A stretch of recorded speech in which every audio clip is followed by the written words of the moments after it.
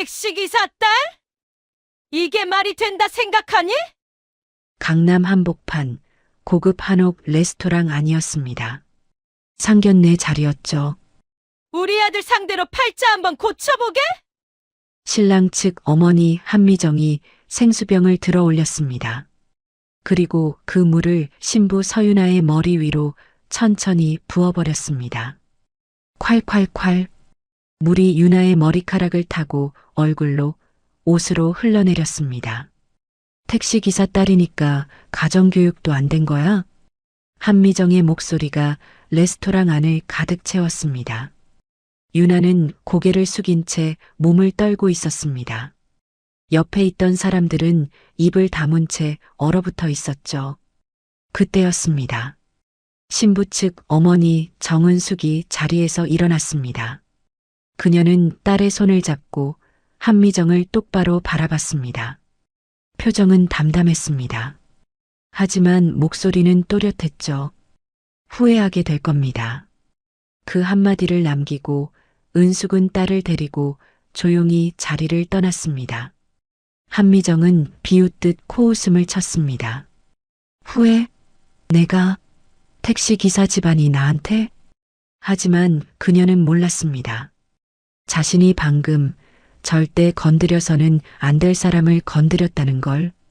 이 충격적인 상견례 뒤에 숨겨진 진짜 이야기가 궁금하시다면 잠시만 구독 버튼을 눌러주세요. 댓글로 시청하고 계신 곳을 알려주세요. 반갑게 인사드리겠습니다. 이야기 바로 시작하겠습니다. 몇 시간 전이었습니다. 강남 한복판 고급 한옥 레스토랑 앞이었습니다. 오후 6시 상견례 약속 시간 10분 전이었죠. 정은숙은 딸 서윤아의 손을 꼭 잡고 택시에서 내렸습니다. 윤아는 연한 베이지색 원피스 차림이었고 은숙은 검소하지만 단정한 재킷을 입고 있었습니다. 엄마, 떨려. 윤아가 작게 말했습니다. 은숙은 딸의 손을 한 번 더 꽉 쥐어주며 미소 지었습니다. 괜찮아. 우리 윤아 예쁘고 착한데 뭐. 두 사람은 레스토랑 입구 쪽으로 걸어갔습니다. 그런데 입구 앞에 서 있던 여자의 표정이 순간 굳어졌습니다. 바로 신랑 측 어머니 한미정이었습니다. 한미정은 샤넬 트위드 재킷에 에르메스 가방을 든 채 옆에 서 있는 남편과 아들을 대동하고 있었죠. 그녀의 시선이 은숙과 윤아가 내린 택시를 향했습니다. 택시는 아직 그 자리에서 출발하지 않았고 기사님이 잠시 뭔가를 정리하고 있었습니다. 한미정의 입꼬리가 미세하게 내려갔습니다. 그리고 그녀는 낮은 목소리로 중얼거렸습니다. 이게 뭐니? 은숙과 윤아가 가까이 다가오자 한미정은 억지로 미소를 지으며 인사를 받았습니다. 어머, 오셨어요? 안녕하세요, 사돈어른. 은숙이 공손하게 인사했습니다. 네네. 어서 들어가요. 한미정의 목소리는 밝았지만 눈빛은 차가웠습니다. 일행은 레스토랑 안으로 들어갔습니다. 고급스러운 한옥 인테리어, 은은한 조명, 정갈하게 차려진 테이블이 보였죠. 자리에 앉기 직전이었습니다. 한미정이 은숙의 팔을 살짝 잡으며 귓속말로 말했습니다. 저기 사돈어른. 은숙이 고개를 돌렸습니다. 한미정은 미소를 유지한 채 하지만 목소리는 낮고 단호했습니다. 혹시 시댁 쪽 친척들이 물어보면요. 기사님이라고 해주시죠. 네. 은숙이 눈을 깜빡였습니다. 아니, 그러니까 택시 타고 오신 거 보고 혹시 사람들이 이상하게 생각할까 봐요. 그냥 기사님 모시고 왔다고 하시면 될 것 같아서요. 한미정은 웃고 있었지만 그 웃음 뒤에는 분명한 압박이 있었습니다. 그렇게 해주시죠. 체면이 있잖아요, 체면이. 은숙은 잠시 아무 말도 하지 않았습니다. 옆에 서 있던 윤아의 표정이 작게 굳었습니다. 알겠습니다. 은숙이 낮게 대답했습니다. 한미정은 만족스러운 표정으로 고개를 끄덕이고는 먼저 자리로 향했습니다. 유나가 엄마를 바라봤습니다. 눈빛에 미안함과 분노가 섞여 있었죠.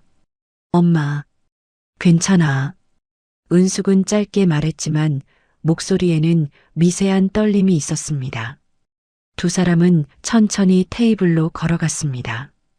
테이블에는 이미 시댁 측 가족들이 자리를 잡고 있었습니다.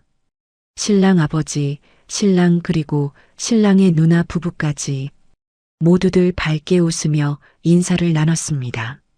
어서 오세요. 반갑습니다. 자리에 앉자마자 신랑 아버지가 물었습니다. 오시느라 힘드셨죠? 어디서 오신 거예요? 은숙이 대답하려는 순간 한미정이 먼저 끼어들었습니다. 아, 기사님 모시고 오셨대요. 편하게 오셨죠? 은숙은 잠시 멈칫했습니다. 그리고 작게 고개를 끄덕였습니다. 네, 편하게 왔습니다. 유나는 고개를 숙인 채 물잔만 바라보고 있었습니다. 손은 무릎 위에서 꽉 쥐어져 있었죠. 한미정은 만족스럽게 미소 지으며 메뉴판을 펼쳤습니다. 자, 이제 주문할까요? 여기 음식 정말 맛있어요. 식사가 시작되었습니다.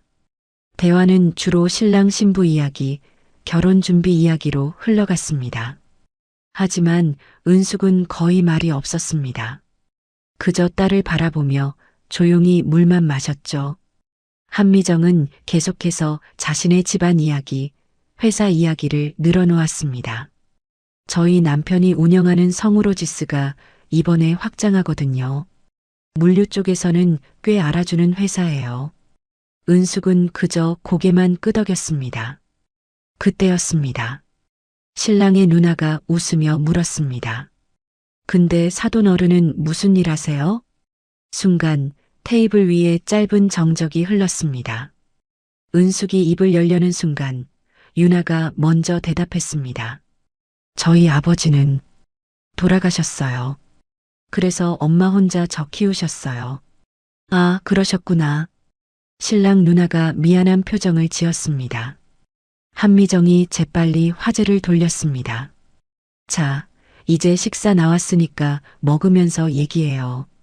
음식이 나오고 사람들은 다시 밝게 웃으며 대화를 이어갔습니다. 하지만 은숙의 표정은 여전히 담담했습니다. 그 담담함 속에 무언가가 천천히 끓어오르고 있었죠. 유나는 음식을 거의 먹지 못했습니다. 그저 엄마 옆에 앉아 작게 숨만 쉬고 있었습니다. 한미정은 그런 두 사람을 힐끗 보며 속으로 생각했습니다. 역시 택시 타고 오는 집안이야. 격이 다르지. 그녀는 만족스럽게 미소 지으며 와인 잔을 들어 올렸습니다.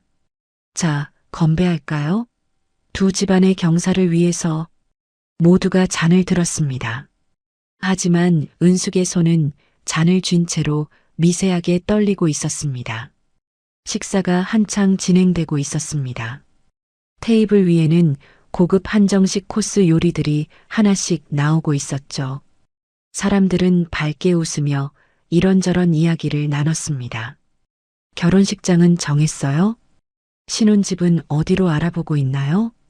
신랑 측 가족들은 친절하게 물었고 유나는 조심스럽게 대답했습니다. 한미정은 계속해서 자신의 집안 이야기를 늘어놓았습니다. 저희 남편이 운영하는 성우로지스가 이번에 신규 계약 몇 개 따냈어요. 물류업계에서는 꽤 알아주는 회사거든요. 은숙은 그저 조용히 앉아 있었습니다. 가끔 고개를 끄덕이거나 물을 한 모금씩 마실 뿐이었죠. 한미정은 은숙의 조용한 모습을 힐끗 보며 속으로 만족했습니다. 역시 격이 다르니까 말도 없네. 그때였습니다. 신랑의 누나 남편 그러니까 매영이 웃으며 물었습니다. 그런데 사돈어른 남편분은 무슨 일 하셨어요? 순간 테이블 위에 짧은 정적이 흘렀습니다. 유나의 손이 물잔을 쥔 채로 굳어졌습니다. 한미정의 시선이 재빨리 은숙에게로 향했죠. 은숙은 천천히 입을 열었습니다. 남편은 이미 세상을 떠났습니다. 아, 죄송합니다. 매영이 황급히 사과했습니다. 아니에요. 괜찮습니다. 은숙이 잔잔하게 웃으며 말했습니다. 그리고 잠시 멈칫하더니 조용히 덧붙였습니다. 남편은 평생 택시를 몰던 사람이었어요. 그 순간 테이블이 완전히 얼어붙었습니다. 신랑 측 가족들의 표정이 미묘하게 변했습니다.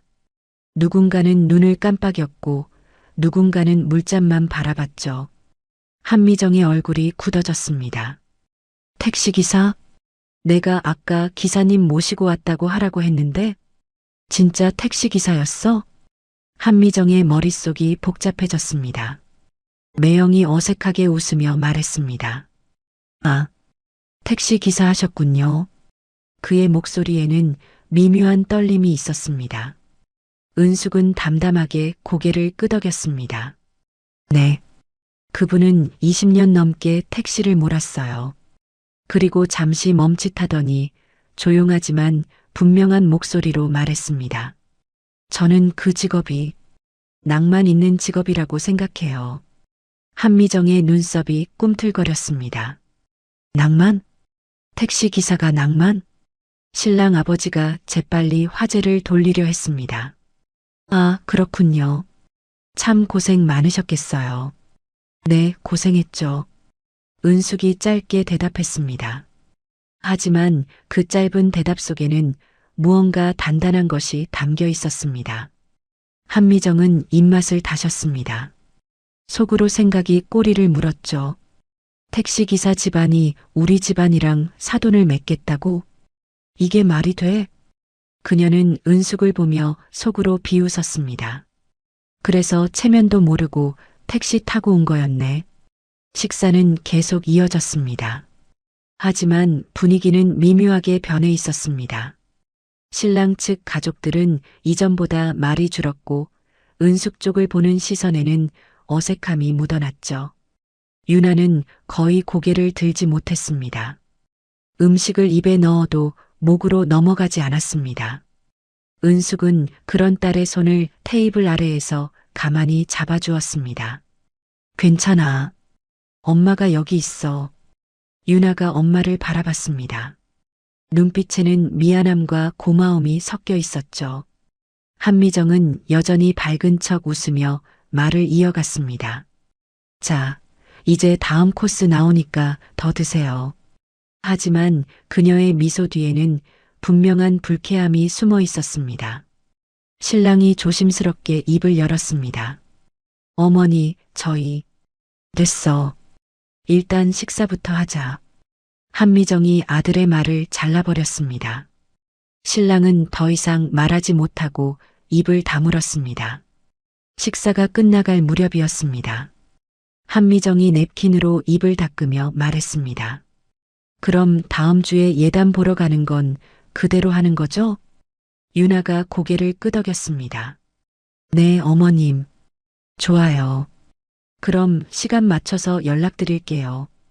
한미정의 목소리는 여전히 밝았지만 표정은 차갑게 굳어 있었습니다. 디저트가 나왔습니다.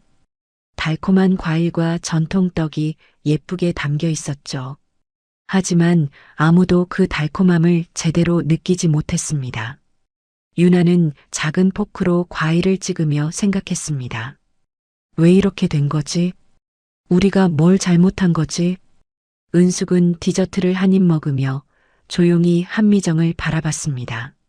한미정은 그 시선을 느꼈지만 일부러 눈을 피했습니다. 그리고 속으로 다짐했습니다. 절대 이 집안이랑 사돈 맺을 순 없어. 우리 체면이 있는데. 식사가 끝났습니다. 모두들 자리에서 일어나 가벼운 인사를 나눴습니다. 오늘 수고 많으셨어요. 다음에 또 봬요. 하지만 그 인사는 이전의 밝음과는 달랐습니다. 어색하고 형식적이었죠. 은숙과 유나는 레스토랑을 나섰습니다. 한미정은 그들의 뒷모습을 보며 혀를 찼습니다. 택시 기사 집안이라니. 옆에 있던 남편이 조용히 말했습니다. 그래도 사람 괜찮아 보이던데. 뭐가 괜찮아요? 체면도 모르는 사람들이. 한미정이 날카롭게 쏘아붙였습니다. 남편은 더 이상 말하지 않았습니다. 한미정은 가방을 챙기며 생각했습니다. 이번 결혼 다시 생각해봐야겠어. 하지만 그녀는 몰랐습니다. 자신이 지금 막 돌이킬 수 없는 실수를 향해 한 걸음 더 다가가고 있다는 걸. 식사가 거의 끝나가고 있었습니다. 한미정은 밝은 척 웃으며 말했습니다. 결혼 날짜는 다음 달 둘째 주로 잡으면 될 것 같아요. 네, 어머님. 유나가 조심스럽게 대답했습니다. 그때였습니다. 직원이 따뜻한 보리차를 담은 주전자를 들고 왔습니다. 차 더 드시겠어요? 네, 주세요. 한미정이 손을 내밀었습니다. 유나도 엄마 앞에 놓인 빈 찻잔을 보고 조용히 손을 뻗었습니다. 테이블 중앙에 놓인 물병을 집으려 했죠. 하지만 그 순간이었습니다. 유나의 손이 미세하게 떨렸습니다. 긴장 때문이었을까요? 아니면 지금까지 쌓인 스트레스 때문이었을까요? 물병을 집는 순간 손이 미끄러졌습니다. 툭! 물병이 살짝 기울었고 뚜껑이 열려있던 물이 쏟아졌습니다. 철벅! 물이 테이블 위로 쏟아지며 한미정의 옷끝자락을 적셨습니다. 샤넬 트위드 재킷의 소매 부분이었죠. 아! 유나가 깜짝 놀라 벌떡 일어났습니다. 죄송합니다. 정말 죄송해요. 유나는 황급히 냅킨을 집어 한미정의 옷을 닦으려 했습니다. 하지만 한미정은 유나의 손을 뿌리쳤습니다. 됐어요. 한미정의 목소리가 날카로웠습니다. 어머님, 정말 죄송합니다. 실수? 한미정이 유나를 쏘아봤습니다. 이게 실수로 나올 일이에요? 신랑이 조심스럽게 끼어들려 했지만 한미정은 손을 들어 막았습니다. 한미정은 천천히 자리에서 일어났습니다. 그리고 적셔진 소매를 내려다봤습니다. 이거 얼마짜리인 줄 알아요? 유나가 고개를 숙였습니다. 죄송합니다. 죄송하면 다예요? 한미정의 목소리가 점점 높아졌습니다. 은숙이 조용히 자리에서 일어났습니다. 사돈어른, 제가 잘못 가르쳤습니다. 대신 사과드리겠습니다. 은숙의 목소리는 낮았지만 단단했습니다. 한미정이 은숙을 바라봤습니다. 그리고 비웃듯 코웃음을 쳤죠. 당연히 잘못 가르쳤죠. 네. 이런 자리에서 기본적인 예의도 모르잖아요. 한미정의 말이 칼날처럼 날카로웠습니다. 신랑 측 가족들이 어색하게 눈치를 봤습니다. 누군가는 물잔을 만지작거렸고 누군가는 천장만 쳐다봤죠. 유나는 눈물이 그렁그렁 맺힌 채 서 있었습니다. 어머님, 제가 정말... 됐어요.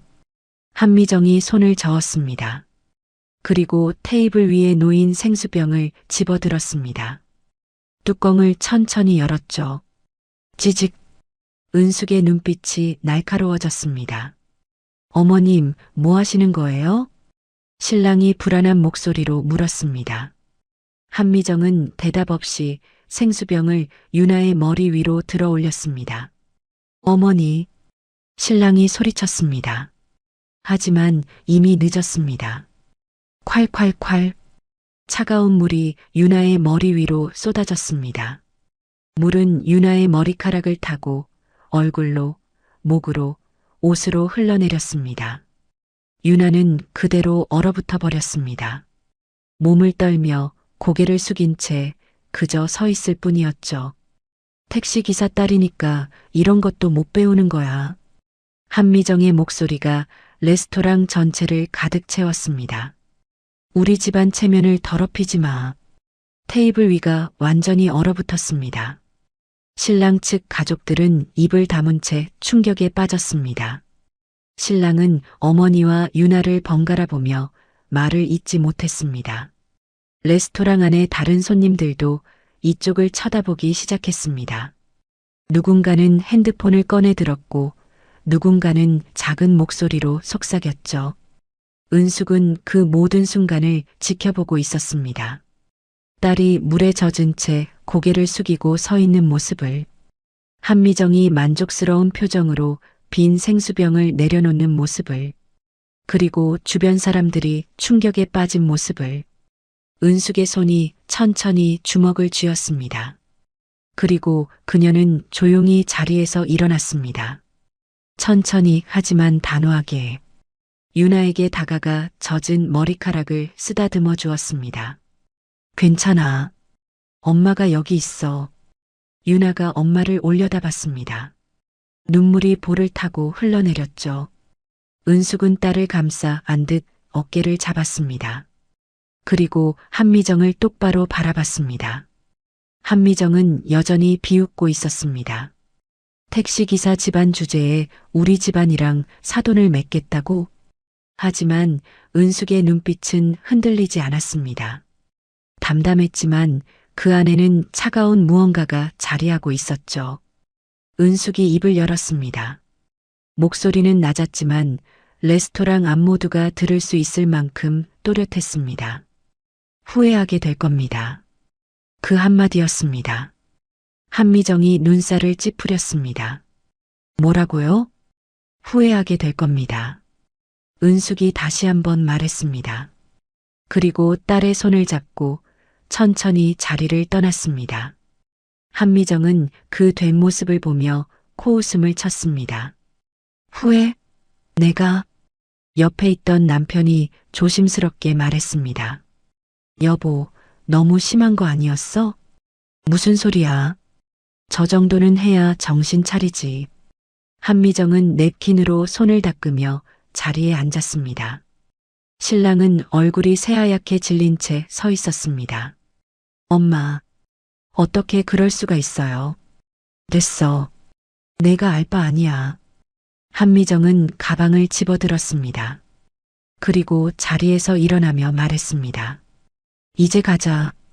더 있을 필요 없어. 신랑 측 가족들이 하나둘 자리에서 일어났습니다. 어색하고 무거운 침묵 속에서였죠. 레스토랑 밖으로 나가며 한미정은 생각했습니다. 후회? 말도 안 돼. 내가 뭘 잘못했다고? 하지만 그녀는 몰랐습니다. 자신이 방금 절대 건드려서는 안 될 사람을 건드렸다는 걸, 그리고 내일 아침이면 모든 것이 달라질 거라는 걸. 다음 날 아침이었습니다. 성우로지스 본사 대표이사실이었죠. 신랑 아버지 김태주는 커피를 마시며 신문을 펼쳤습니다. 평범한 아침이었습니다. 적어도 그렇게 보였죠. 딸랑. 휴대폰이 울렸습니다. 경영지원팀장의 전화였습니다. 네, 팀장. 대표님, 큰일 났습니다. 팀장의 목소리가 떨리고 있었습니다. 김태준의 표정이 굳었습니다. 무슨 일이야? 대한유통운수에서 연락 왔습니다. 우리 회사랑 모든 거래를 중단한다고. 뭐? 김태준이 벌떡 일어났습니다. 커피 잔이 책상 위에서 쏟아졌지만 그는 신경 쓰지 않았습니다. 지금 뭐라고 했어? 거래 중단입니다. 즉시 효력입니다. 이미 공문이 왔습니다. 김태준의 얼굴이 새하얗게 질렸습니다. 대한유통운수, 업계 최대 규모의 운송그룹이었습니다. 성우로지스 매출의 40%를 차지하는 거래처였죠. 이유가 뭐래? 그냥 일방적 통보였습니다. 이유는 밝히지 않았습니다. 김태준은 휴대폰을 쥔 손이 떨렸습니다. 당장 회의실로 와. 긴급회의 소집해. 네, 대표님. 전화를 끊자마자 비서가 급히 문을 열고 들어왔습니다. 대표님, 뉴스 보셨습니까? 무슨 뉴스? 비서가 태블릿을 건넸습니다. 화면에는 경제 뉴스가 떠 있었습니다. 대한유통운수, 성우로지스와 거래 전면 중단. 김태준의 눈이 커졌습니다. 기사는 계속 이어졌습니다.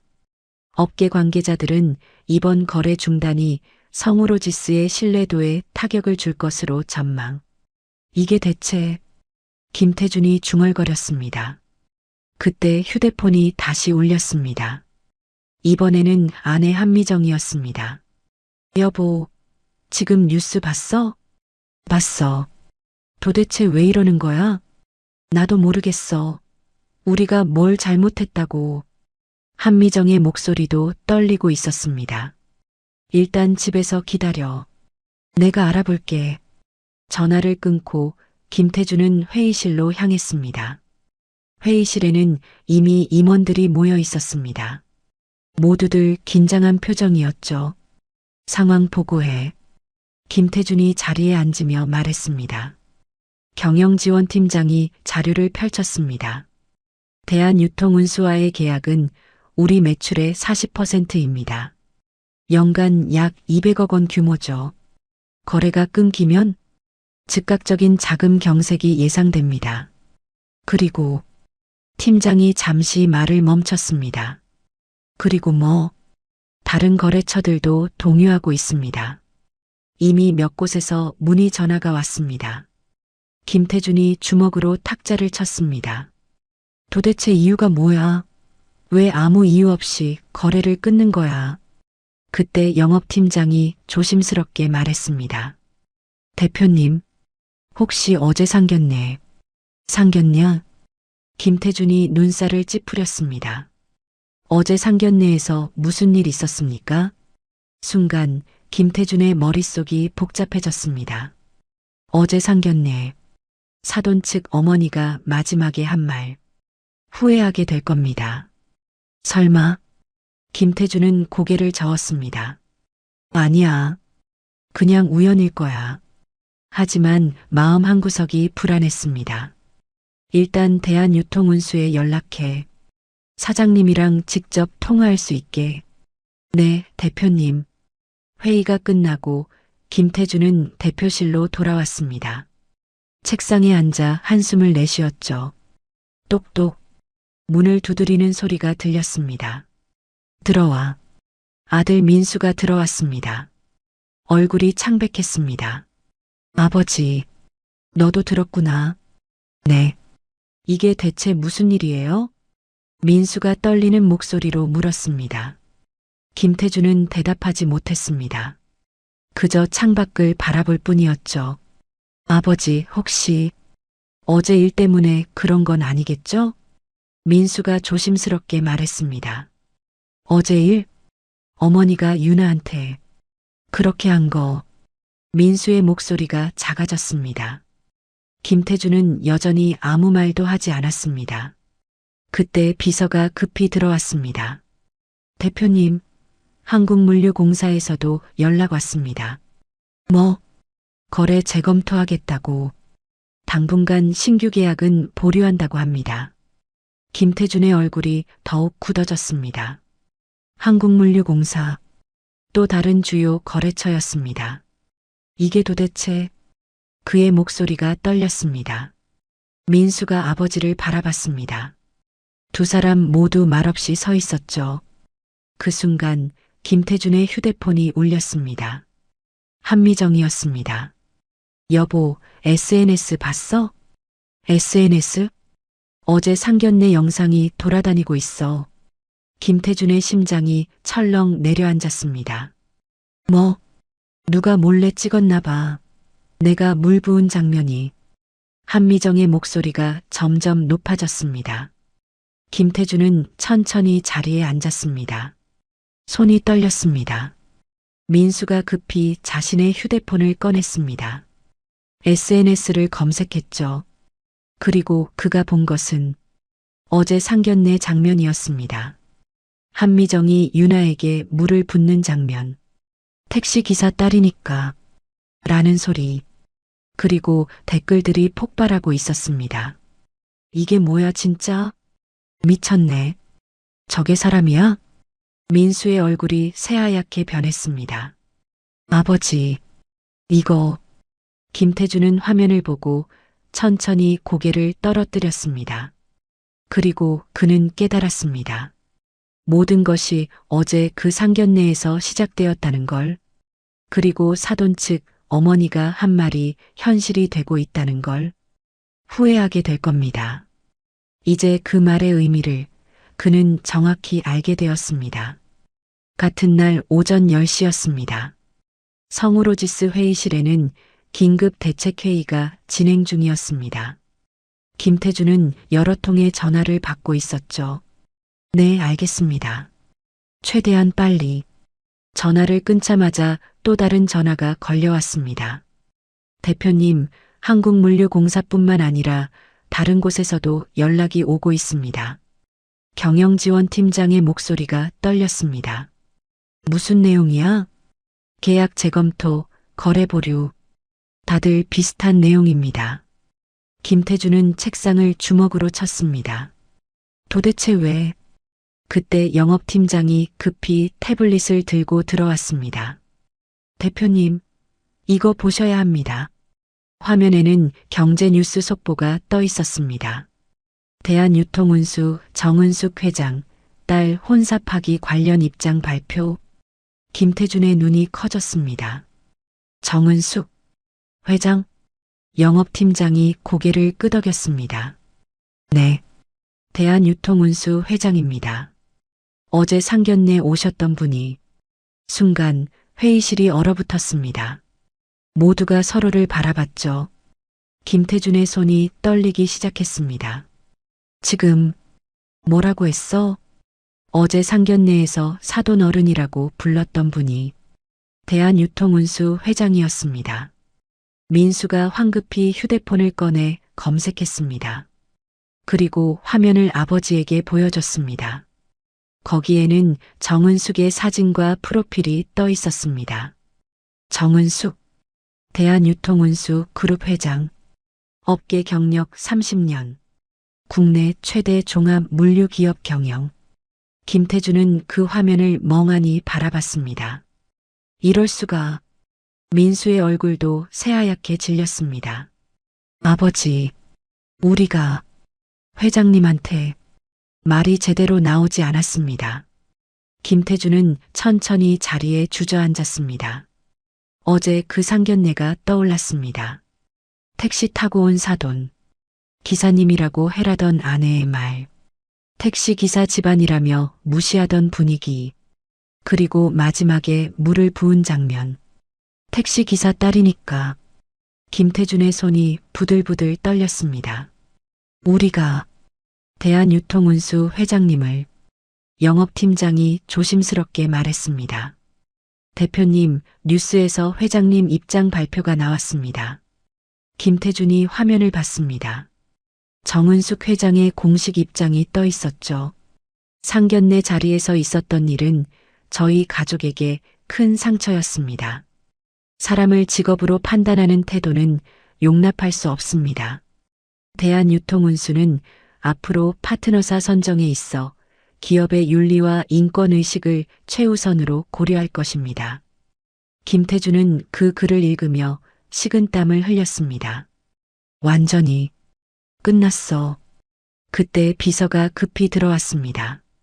대표님, 기자들이 몰려오고 있습니다. 뭐? 상견례 영상이 확산되면서 언론에서 취재 요청이 쏟아지고 있습니다. 김태준은 고개를 떨어뜨렸습니다. 민수가 다시 SNS를 확인했습니다. 댓글들이 폭발적으로 늘어나고 있었습니다. 택시기사 무시하더니 그게 회장이었네. 인생 역전 실화냐. 성우로지스 망하겠다. 이런 회사가 물류업을 한다고? 그리고 기사들도 쏟아지고 있었습니다. 성우로지스, 상견례 갑질 논란. 대한유통운수 회장 딸에게 물 부은 시어머니. 직업차별 논란, 성우로지스 신뢰도 추락.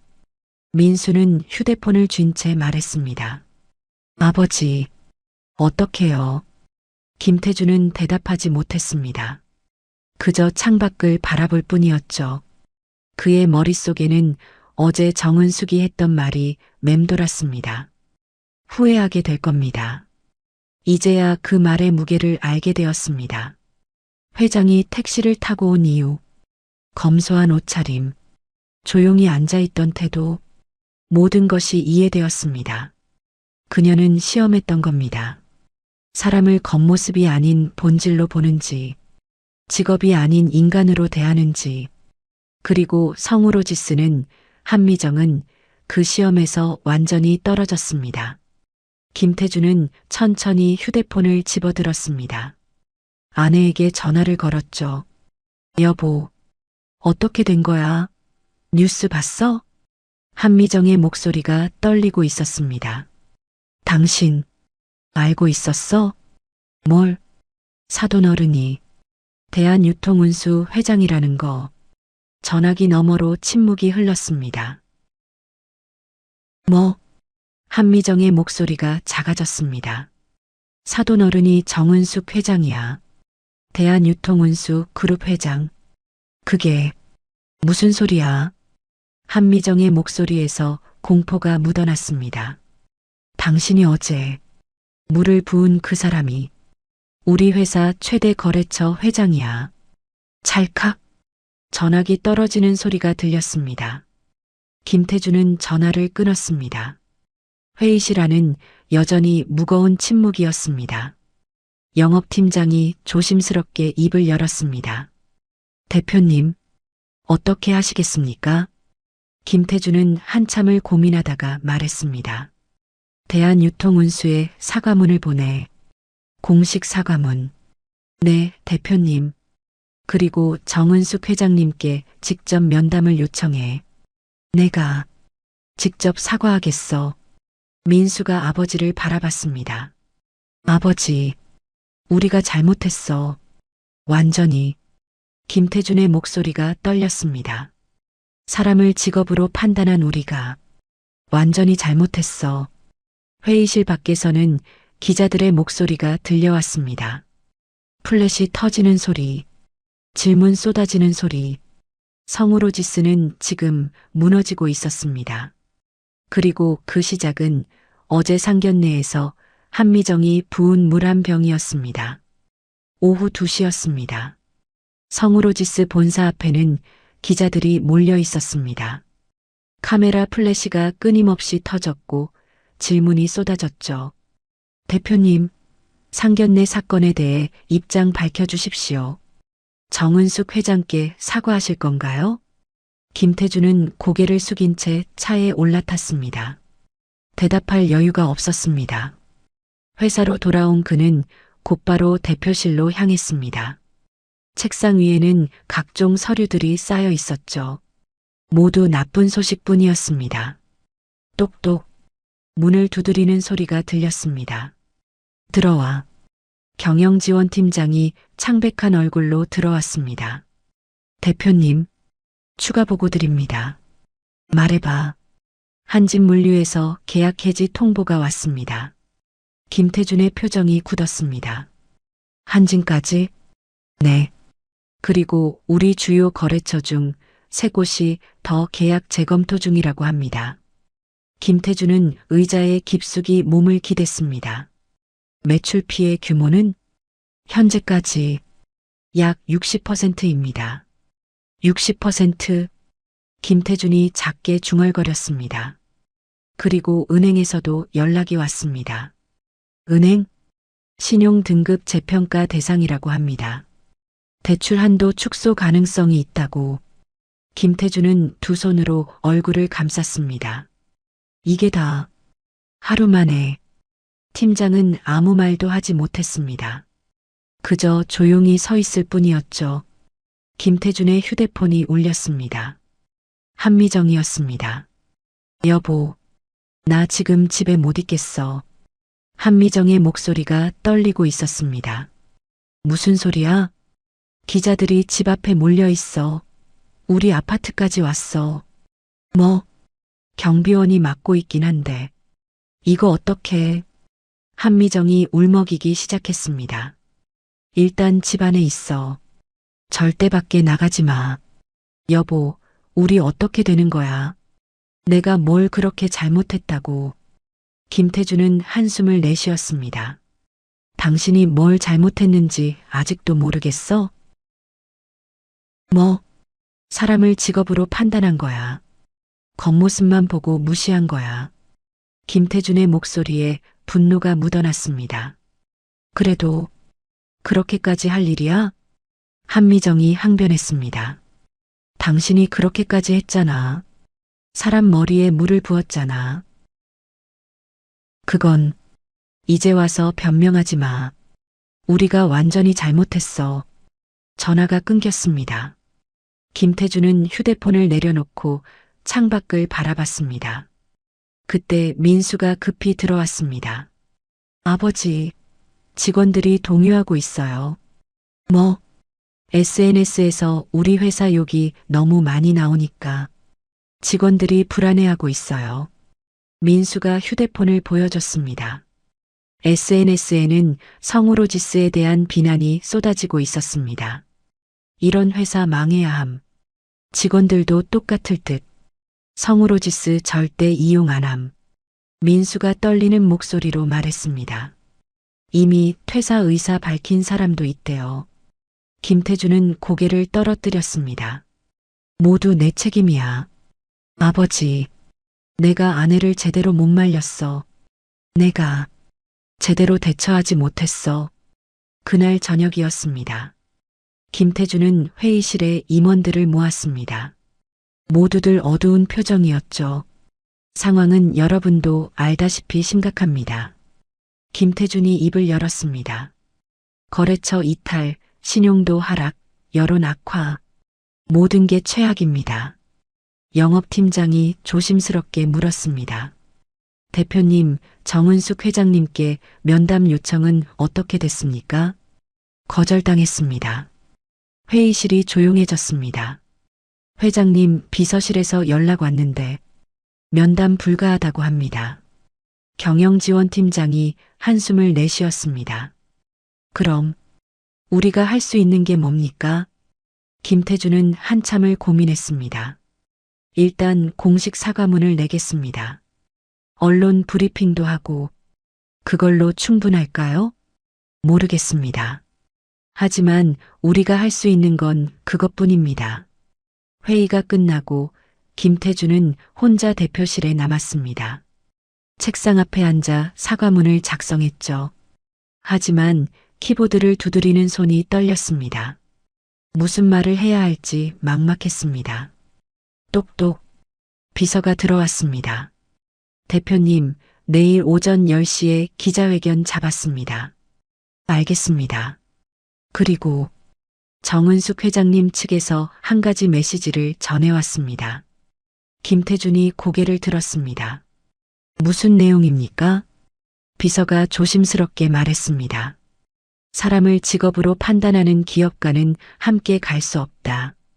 그렇게 전하셨답니다.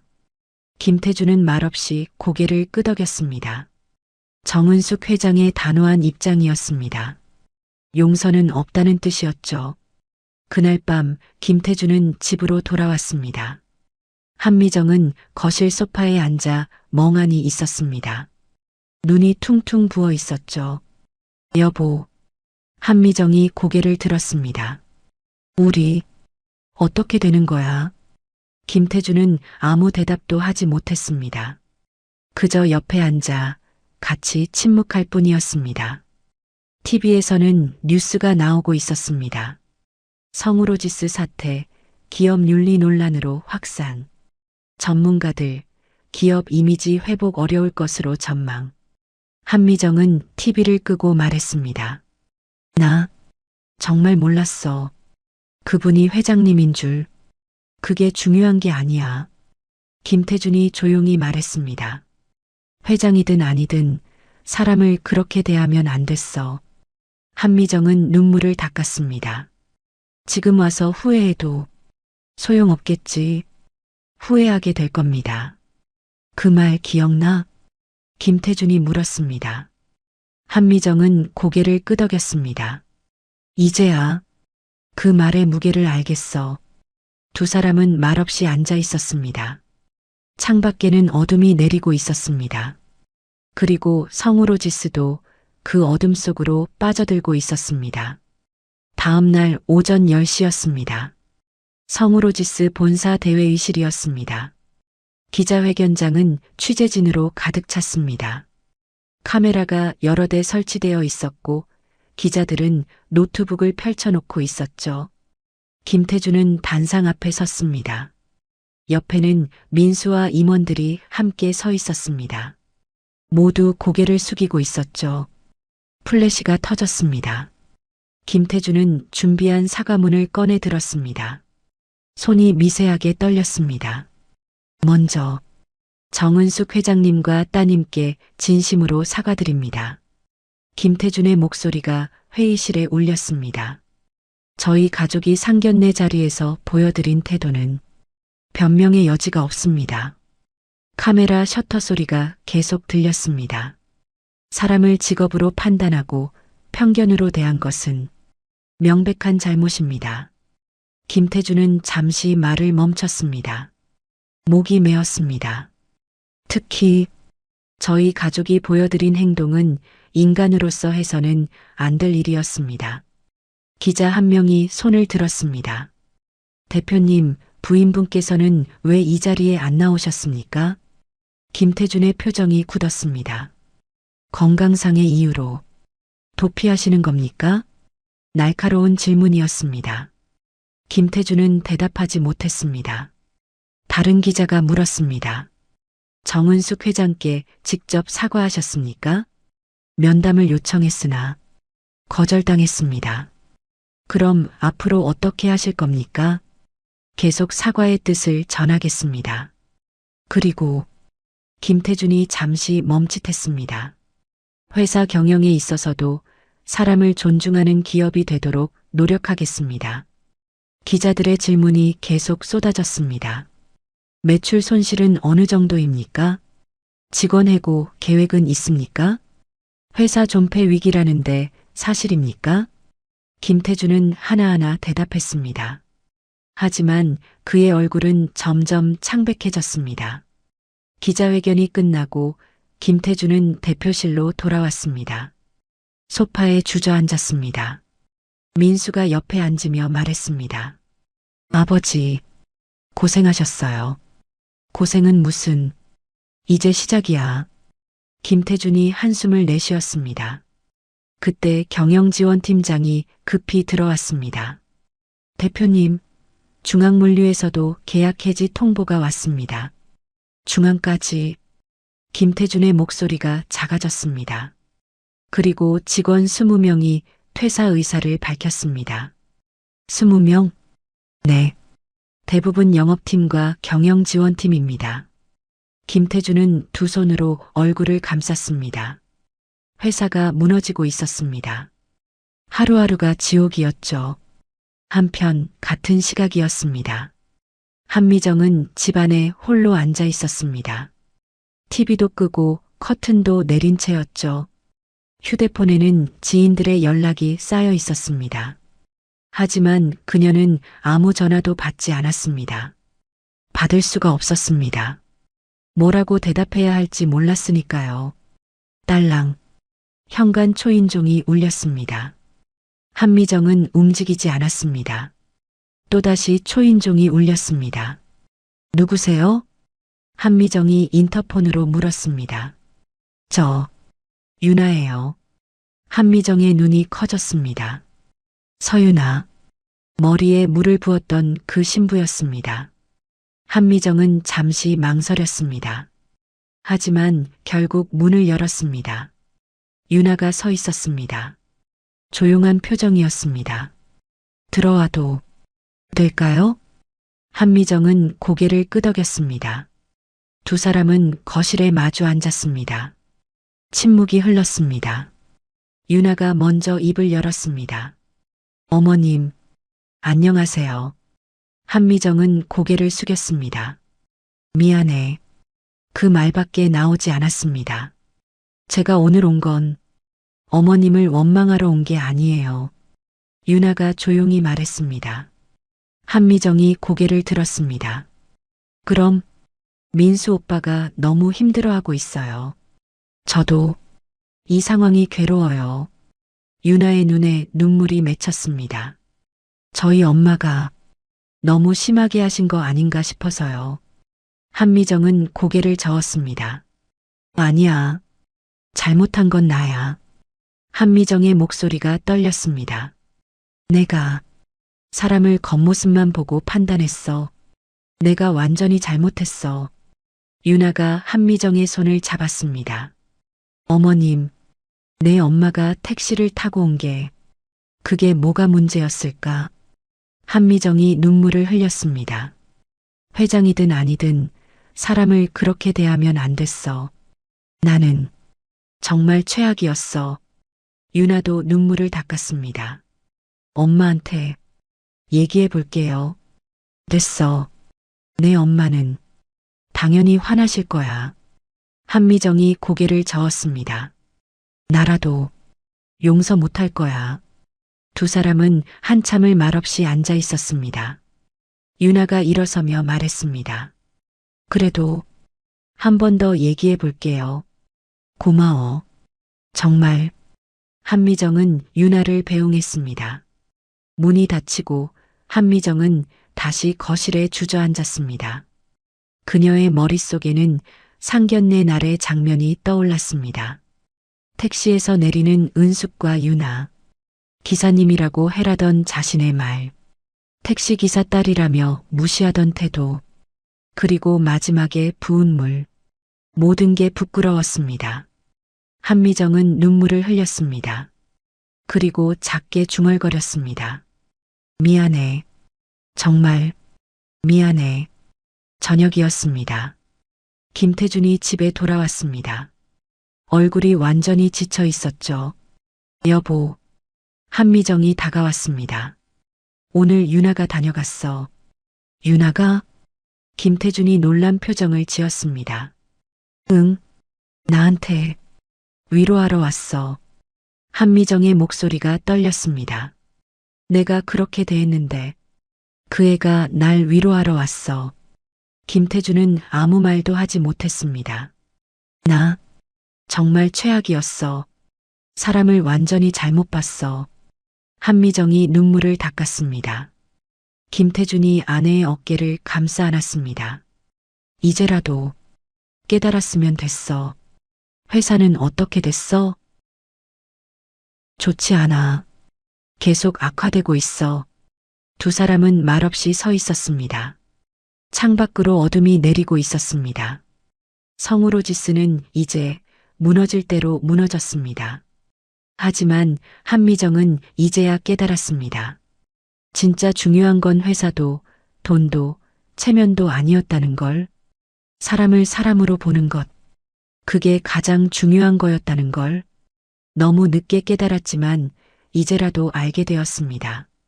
일주일이 지났습니다. 성우로지스 본사는 예전과 달리 조용했습니다. 복도를 걷는 직원들의 발걸음도 회의실 안의 목소리도 작아졌죠. 김태준은 대표실 창가에 서서 밖을 바라보고 있었습니다. 회사는 여전히 무너지고 있었습니다. 거래처의 70%가 떠났고 직원들도 계속 퇴사하고 있었죠. 은행은 대출 한도를 축소했고 신용등급은 2단계나 떨어졌습니다. 똑똑. 민수가 들어왔습니다. 아버지. 응. 유나가 엄마를 만나고 싶다고 합니다. 김태준이 고개를 돌렸습니다. 은숙 회장님을? 네. 직접 사과하고 싶다고. 김태준은 한참을 생각했습니다. 연락해봐. 어떻게든. 민수가 고개를 끄덕이고 나갔습니다. 이틀 후였습니다. 정은숙 회장의 비서로부터 연락이 왔습니다. 면담을 허락한다는 내용이었죠. 단 한미정 혼자만 오라는 조건이었습니다. 한미정은 떨리는 손으로 옷을 골랐습니다. 화려한 옷은 모두 제쳐두고 검소한 정장을 입었습니다. 거울 앞에 선 그녀는 예전과 달랐습니다. 눈빛이 달라져 있었죠. 오후 3시였습니다. 대한유통운수 본사 회장실이었습니다. 한미정은 비서의 안내를 받아 들어갔습니다. 정은숙 회장이 책상 앞에 앉아 있었습니다. 차분한 표정이었죠. 앉으세요. 은숙이 말했습니다. 한미정은 조심스럽게 자리에 앉았습니다. 침묵이 흘렀습니다. 한미정이 먼저 입을 열었습니다. 회장님, 정말 죄송합니다. 고개를 깊이 숙였습니다. 은숙은 아무 말 없이 그 모습을 지켜봤습니다. 제가 사람을 겉모습으로만 판단했습니다. 직업으로 사람을 나눴습니다. 한미정의 목소리가 떨렸습니다. 그게 얼마나 잘못된 건지 이제야 깨달았습니다. 은숙이 천천히 입을 열었습니다. 이제야 깨달았다고요? 네. 너무 늦었다는 거 압니다. 한미정이 눈물을 닦았습니다. 하지만 진심으로 사과드립니다. 회장님께도 유나에게도. 은숙은 잠시 창밖을 바라봤습니다. 그리고 조용히 말했습니다. 저는 일부러 택시를 타고 갔습니다. 한미정이 고개를 들었습니다. 운전기사도 있고 차도 여러 대 있지만 택시를 탔어요. 은숙의 목소리는 차분했습니다. 사람을 어떻게 대하는지 보고 싶었습니다. 겉모습이 아닌 본질을 보는 사람인지. 한미정은 아무 말도 하지 못했습니다. 제 남편은 정말 택시 기사였습니다. 평생 운전대를 잡았죠. 은숙이 계속 말했습니다. 그분은 손님 한 분 한 분을 존중했습니다. 어떤 사람이든 어떤 직업이든. 한미정의 눈에서 눈물이 흘렀습니다. 그래서 저도 배웠습니다. 사람은 직업이 아니라 인격으로 봐야 한다고. 은숙이 한미정을 바라봤습니다. 하지만 당신은 그 반대였죠. 죄송합니다. 한미정이 고개를 떨어뜨렸습니다. 은숙은 한숨을 내쉬었습니다. 저는 당신을 용서할 수 없습니다. 한미정의 어깨가 떨렸습니다. 하지만 은숙이 말을 이었습니다. 우리 딸 유나가 당신을 용서하고 싶어 합니다. 한미정이 고개를 들었습니다. 유나가 저를? 네. 그 애는 착한 아이예요. 당신이 그렇게 대했는데도. 은숙이 작게 웃었습니다. 그래서 생각했습니다. 제가 용서하지 못해도 딸이 용서한다면. 한미정은 눈물을 멈출 수 없었습니다. 감사합니다. 정말. 하지만 조건이 있습니다. 은숙의 목소리가 단호해졌습니다. 다시는 사람을 직업으로 판단하지 마세요. 겉모습으로 사람을 나누지 마세요. 네. 약속드립니다.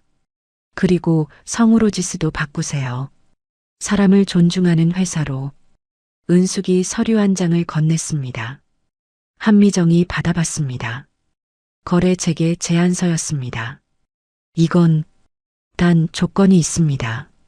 직원들에게 인권 교육을 실시하고 사내 문화를 바꾸는 겁니다. 은숙이 설명했습니다. 그리고 사회 공헌 활동도 해야 합니다. 택시 기사분들을 위한 프로그램을 만드세요. 한미정은 그 서류를 꼭 쥐었습니다. 반드시 그렇게 하겠습니다. 약속을 어기면 그때는 정말 끝입니다. 은숙의 눈빛이 날카로워졌습니다. 네, 명심하겠습니다. 면담이 끝나고 한미정은 밖으로 나왔습니다. 차에 올라타자마자 눈물이 쏟아졌습니다. 감사와 부끄러움이 섞인 눈물이었습니다. 그날 저녁이었습니다. 성우로지스 임원회의가 열렸습니다. 김태준이 입을 열었습니다. 대한유통운수에서 거래 재개 제안을 받았습니다. 임원들의 눈이 커졌습니다. 정말입니까? 네. 하지만 조건이 있습니다. 김태준이 조건들을 설명했습니다. 인권 교육, 사내 문화 개선, 사회 공헌 활동. 임원들이 고개를 끄덕였습니다. 당연히 해야 합니다. 네. 이번 일로 우리가 배운 게 있습니다. 김태준의 목소리가 단호했습니다. 사람을 존중하지 않는 회사는 결국 무너진다는 것. 한 달 후였습니다. 성우로지스는 변하기 시작했습니다.